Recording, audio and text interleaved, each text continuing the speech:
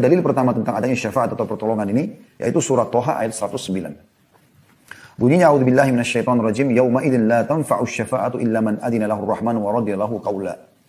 Pada hari itu, hari kiamat, hari kebangkitan, tidak berguna syafaat, rekomendasi pertolongan, kecuali syafaat orang yang Allah Maha Pemurah telah memberi izin kepadanya. Dan dia, Allah, telah meridhoi perkataannya. Maksudnya dia sendiri sudah lolos dari timbangan amal. Jadi dia sudah lolos dari timbangan amal. Dia sudah amal solehnya lebih baik daripada amal buruknya, maka Allah izinkan dia. Dan tergantung. Allah izinkan dia memberikan syafaat 1 orang, 2 orang, 3 orang. Tentu ada orang yang mungkin sangat dekat dengan Allah Subhanahu Wa Taala. Dia bisa memberikan ya sampai sejumlah suku Mudhar. Kita pernah jelaskan di 2 pertemuan yang lalu ya. Bagaimana kata Nabi SAW waktu menjelaskan tentang keras dan besarnya tubuh ahli neraka. Kata Nabi SAW, sesungguhnya ada dari umatku orang yang bisa memberikan syafaat sampai sejumlah suku Mudhar atau Mudhar. Mudhar itu bisa 100.000 ke atas orang. Bahkan kalau sekarang di hari ini perkembangan mereka sudah jutaan orang. Bisa diberikan syafaat karena banyaknya amal soleh dia. Baiknya hubungannya dengan Allah SWT. Dan ada orang dari umatku yang akan menjadi penghuni neraka dan menjadi salah satu dari sudutnya. Karena besarnya tubuhnya untuk disiksa.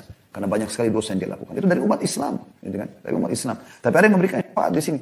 Semoga kita termasuk insya Allah di dalam yang bisa memberikan syafaat orang-orang yang kita cintai atau orang kita kenal ataupun tidak kenal dari kaum muslimin sehingga mereka selamat dari siksa. Juga boleh mengangkat dalil yang kedua surah Az-Zumar ayat 44, surah nomor 39. A'udzubillahi minasyaitonirrajim. Qulillahi syafa'atu jami'a lahu mulkus samawati wal ard tsumma ilaihi turja'un. Katakanlah, hanya kepunyaan Allah syafaat itu semuanya. Kepunyaannya lah kerajaan langit dan bumi.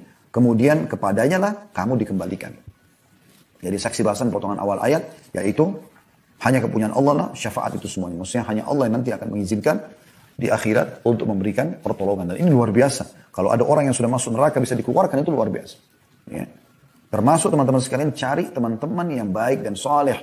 Bagi wanita soleh, ini bisa menjadi penyelamat dari api neraka. Dalam sebuah riwayat disebutkan, sebelum kita baca lanjutan dalilnya, akan ada orang nanti di hari kiamat di neraka dikeluarkan dari api neraka. Kemudian orang-orang neraka, ada satu ahli surga berkata begini, ya Allah, engkau telah lolos, engkau masuk ke dalam surga, tapi aku tidak melihat sahabatku si fulan.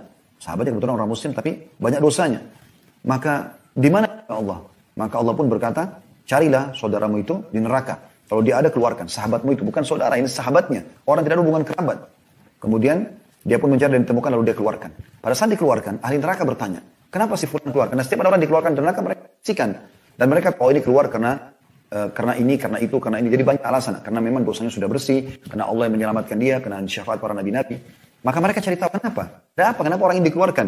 Apakah ada para nabi-nabi berikan syafaat? Adakah saudara-saudaranya, ya, kerabatnya? Maka mengatakan. Lalu kemudian ditanyakan kepada malaikat pun menjawab. Bukan tanyakan, malaikat menjawab mengatakan. Sesungguhnya dia memiliki seorang teman yang sudah masuk surga yang meminta dia agar dikeluarkan bersamanya. Maka pada saat itu mereka pun berharap. Mereka berharap punya sadiqun hamim, kata Allah dalam Al-Quran. Mereka berharap selama dunia punya teman-teman orang saleh, orang baik. Yang bisa menyelamatkan mereka. Itu harus kita jadikan sebagai target kita.